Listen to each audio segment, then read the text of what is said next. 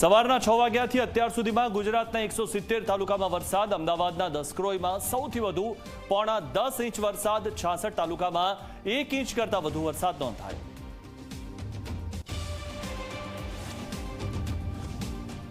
છ ઇંચ વરસાદમાં અમદાવાદમાં જળબંબાકાર જેવી સ્થિતિ, શહેરના અનેક વિસ્તારોમાં પાણી ભરાતા વાહન ચાલકો અને રાહદારીઓ પરેશાન.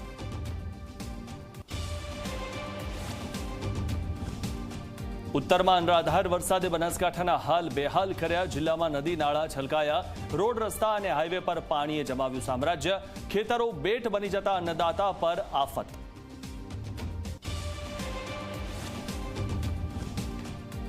પાટણના કાલેડા ગામમાં ધોધમાર વરસાદથી વયો પાણીનો પ્રચંડ પ્રવાહ. પાણીના રેલા વચ્ચે લોકો જોખમી રીલ બનાવતા જોવા મળ્યા.